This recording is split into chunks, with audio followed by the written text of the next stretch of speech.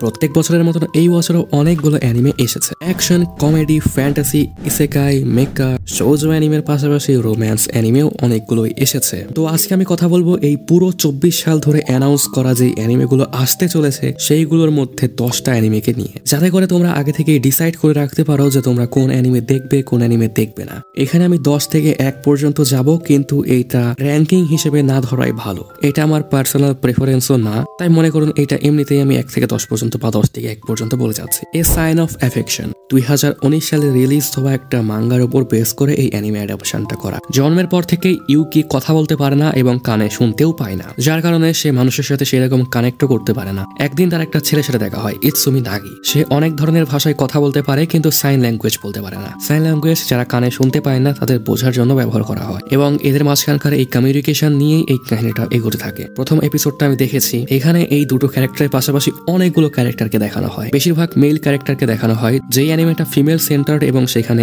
অনেকগুলো mail character থাকে, সেরকম অ্যানিমে আমার বিশেষ করে ভালো লাগে না। তবে এখানে আমরা আরো একটা ফিমেল ক্যারেক্টারকেও দেখেছি, হতে পারে এই অ্যানিমেটা ভালো। So I'll give it a try. এরপরের anime the demon prince of Momochi house. এটাও কাইন্ড অফ একটা মেয়ে সেন্টার্ড অ্যানিমে। হিমারি তার 16তম জন্মদিনে তার মৃত বাবা মায়ের রেখে যাওয়া একটা বাড়ি পায়। সে থাকার জন্য সেইখানে যায়, কিন্তু সেখানে গিয়ে তার 3টা ছেলের সাথে দেখা হয়। আর সারপ্রাইজিংলি এর মধ্যে সুপার ন্যাচুরাল আছে। সেই 3টা ছেলে, তার মধ্যে একটা মানুষ বলা যায়, আর বাকি 2টা হচ্ছে আয়াকাশি। হিমারি সেই বাড়িতে গিয়ে ছেলেগুলোকে সেই বাড়ি থেকে বের করে দিতে চায়, আর ছেলেগুলো হিমারিকে সেই বাড়িতে ঢুকতে দিতে চায় না। এখানে মেইন ক্যারেক্টার হিসেবে আওইকে ধরা যায়। আমি প্রথম 2টা এপিসোড দেখেছি এবং এটা কেমন জানি আমার ওই উপর নিচ হচ্ছে ফিলিংসটা। একবার মনে হচ্ছে যে এটা কেমন জানি একটা বোরিং অ্যানিমে হবে, আবার মনে হচ্ছে না এটা কিন্তু ভালো কিছু আসবে হয়তো, আবার মনে হচ্ছে বোরিং, আবার মনে হচ্ছে ভালো, এরকম। So I think I'll give it a try too. এরপরে the tales of wedding ring. এটাকে কি বলবো, বিশেষ করে মেবি এটা ইসেকাই অ্যানিমের মধ্যে পড়ে। আবার এর মধ্যে অ্যাকশন আছে, ফ্যান্টাসি আছে, অ্যান্ড রোম্যান্সের চেয়ে বেশি হ্যারেম আছে।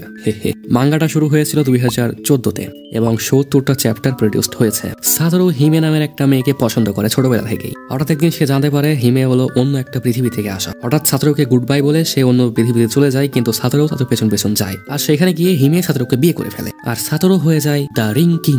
এখন এই পৃথিবীতে 5টা না 4টা বেবি রিং আছে। সেই সব রিংগুলো তাকে সংগ্রহ করতে হবে, করে ডিমন কিংকে হারাতে হবে। সবগুলো রিংকে সংগ্রহ করার জন্য সেই রিংগুলো যাদের পজিশনে আছে তাদেরকে বিয়ে করতে হবে। বিয়ে করলে এঙ্গেজমেন্ট রিং হিসেবে সেই রিংটা তাকে দেওয়া হবে। ইয়েস, এটা হ্যারেম। এরপরে the 7th time loop. The villainess enjoy a carefree life married to her worst enemy. ভাই এত বড় অ্যানিমের নাম দেওয়ার কি প্রয়োজন? দ্য 7th টাইম লুপ দিলেও হয়ে যেত। এইটাও একটা ফিমেল সেন্টার্ড এবং ইসেকাই কাহিনী। তবে এটা আমাদের পৃথিবীতে টাক্কুনের সাথে ধাক্কা লেগে পড়ে পরের পৃথিবীতে যায় এরকম না। সেটা পরের পৃথিবীতেই মরে, পরের পৃথিবীতেই জন্মে। মেইন ক্যারেক্টার ঋষি মেয়ে, সে 6 বার অলরেডি মরেছে। প্রত্যেকবার সে মরে এবং তার ফিয়ান্সের সাথে ব্রেকআপ করার দিনে সে পুনর্জন্ম পায়। প্রত্যেকবার সেই আলাদা কারণেই মারা যায়। 6 বার মরেছে এবং এবার সে 7ম জন্ম পেয়েছে। 6th টাইমে তাকে যে মেরেছিল, এবার 7th টাইমে এসে সে ঋষিকে বিয়ের প্রস্তাব দেয়। Messed up kind of. এবং এইভাবেই এর কাহিনীটা এগোয়। এটা আমি দেখছি, এটা আমার ভালো লাগছে বলা যায়। অ্যান্ড দ্য ওয়েডিং রিংও আমি দেখছি। ওয়েডিং রিংও আমি শেষ পর্যন্ত দেখবো, যেরকমই হোক, কারণ এটা ইসেকাই প্লাস হ্যারেম ভাই। আর ইসেকাই অ্যানিমে আমার ভালো লাগে, আর হ্যারেমের কথা না হয়।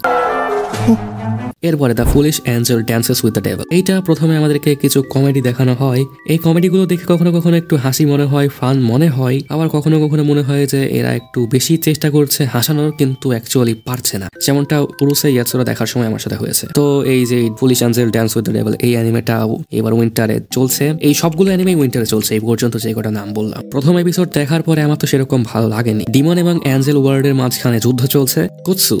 কুৎসু না কি নামের, যাই হোক, সে মানুষের দুনিয়াতে আসে সাহায্যের জন্য। এখানে এসে সে একটা হাই স্কুলে অ্যাডমিট হয় এবং সেখানে কারো একটা সাহায্য সে খুঁজছে। সে মানুষের সাহায্য নিয়ে অ্যাঞ্জেলের সাথে লড়বে। হ্যাঁ, ওয়াট আ কনসেপ্ট। যাই হোক, স্কুলের প্রথম দিনেই আমাদের মেন ক্যারেক্টার একটা মেয়ের প্রেমে পড়ে যায়। অ্যান্ড সেই মেয়ে আর কেউ নয়, সেই মেয়ে মানুষ নয়, সেই মেয়ে অ্যাঞ্জেল। সেই অ্যাঞ্জেল এই ডেভিলকে কাবু করে ফেলে, তার সার্ভেন্ট বানিয়ে ফেলে। এই দুটোই প্রথম এপিসোডে হয়েছিল। আমি দ্বিতীয় এপিসোড এখনো দেখিনি। আই গেস আইল গিভ ইট আ ট্রাই। আর এদের মাঝখানকার এই অ্যাঞ্জেল এবং ডেভিল দুটো একদম বিপরীত পৃথিবীর মাঝখানের বিপরীত ধরনের জীবের মাঝখানকার প্রেম কাহিনী। এটা দেখানো হবে হয়তো এই অ্যানিমেতে, মানুষ তো বলা যাবে না। এরপরে doctor Elise, the royal lady with the lamp. এইটাও একটা ইসেকাই অ্যানিমে, ফিমেল সেন্টার্ড। আমি বুঝছি না সবকটা রোম্যান্স অ্যানিমে এরকম ফিমেল সেন্টার্ড কেন হচ্ছে ভাই। ডক্টর এলিস একটা ওয়েব নভেল, যেটা 2017 সালে একটা মানহোয়া অ্যাডাপ্টেশনও পায়। আর এখন এটা অ্যানিমে। এই উইন্টার 2024 চলছে। কাহিনীটা 2021 সালে শেষও হয়ে গিয়েছিল মানহটার। Main character kind of bad person, তার আগের জন্মে ছিল, সেখানে সে মারা যায় এবং পুনর্জন্ম পায় কোরিয়াতে। এটা রিভার্স ইসেকাই বলা যায়। রিভার্স ইসেকাইয়ের উপর আবার রিভার্স ইসেকাই হয়। সে কোরিয়াতে জন্ম পাওয়ার পর কোরিয়াতে আবার মরে যায় এবং সে আবার তার আগের দুনিয়াতে পুনর্জন্ম পায়, তবে সেটা টাইমে একটু পেছনে। মানে প্রথম জন্মে সে যখন মারা গিয়েছিল সেই মারা যাওয়ার অনেক আগে সে আবার পুনর্জন্ম পায়। প্রথমে ইসেকাইয়ে মরার পর আমাদের দুনিয়াতে জন্মগ্রহণ করেছে, আমাদের দুনিয়াতে মরার পর আবার ইসেকাইয়ে গেছে, কিন্তু আবার সময়ের পেছনে। এত কনফিউজিং না, এটা কনফিউজিং না, আমি কনফিউজিং করছি মেবি। তো এখন তার টার্গেট হচ্ছে না মরা। প্রথমবারে সে যে ভুলগুলো করেছিল এইবার সে ভুলগুলো না করা। আর সে প্রথমবার মারা গিয়ে যখন কোরিয়াতে জন্মগ্রহণ করেছিল, পুনর্জন্ম পেয়েছিল, তখন গিয়ে সে ডাক্তার হয়েছিল। সো সেকেন্ড লাইফে সেই ডাক্তারের নলেজগুলো সে এবার থার্ড লাইফে এসে প্রয়োগ করবে। গতবার মরেছিল, এবার মরবে না, বরং সে অন্যদের জীবন বাঁচাবে এবং নিজেও বাঁচবে অ্যাজ এ ডক্টর। এই অ্যানিমেটাও আমার ভালো লেগেছে, আমি দেখছি। এরপরে এ কন্ডিশন কল্ড লাভ, 2017 সালের একটা মাঙ্গা, যেটা নভেম্বর 2023 পর্যন্ত চলেছে। আর এপ্রিল 2024-এ এইটা অ্যানিমে হিসেবে অ্যাডাপ্টেশন পাবে। হতারও 16 বছর বয়স, হাই স্কুল ফার্স্ট ইয়ারে পড়ে। তার প্রেমের প্রতি সেরকম ইন্টারেস্ট নেই, তার পরিবর্তে সে একটা সুন্দর জীবনযাপন করতে চায় তার ফ্যামিলি এবং ফ্রেন্ডসদের সাথে। কিন্তু হানামি নামের একটা ছেলে যখন সকলের সামনে তাকে রেটে যাওয়ার জন্য প্রপোজ করে, সে সেটা অ্যাকসেপ্ট করে। ভাই, এটাও কি ফিমেল সেন্টার্ড অ্যানিমে নাকি? হানানই বলা যায় একটু ইন্টেন্স। একটা পয়েন্টে এসে তার অবসেশন এবং আনহেলদি বিহেভিয়ারের মাঝখানের বর্ডারটা সে বুঝতে পারে না, এরকম হয়ে যায়। তবে কাহিনীটা কিভাবে এগোবে, কিভাবে কেমন কি, সেটা যখন এর প্রথম একটা এপিসোড আসবে তখন হয়তো বা বোঝা যাবে।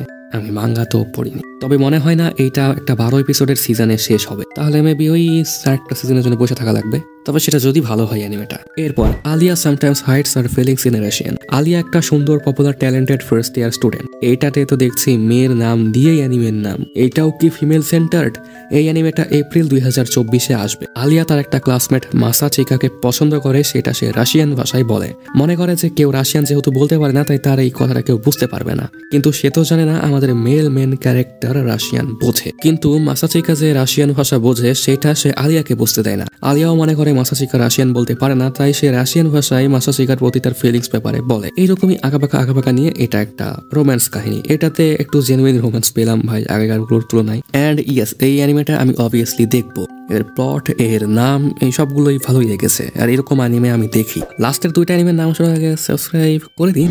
এরপর grandpa and grandma who returned back to there youth. কাহিনী একটা বুড়ো এবং বুড়ির, যারা হঠাৎ করে তাদের ইউথ ফিরে পায়, মানে তারা আবার জোয়ান হয়ে যায়। তবে যৌবন ফিরে পাওয়ার পরেও তাদের বিহেভিয়ারে সেরকম কোনো চেঞ্জ আসে না। মানে দেখতে যুবক মনে হলেও মনে মনে তো তারা বুড়ো, তাই তারা বুড়োর মতনই আচরণ করে।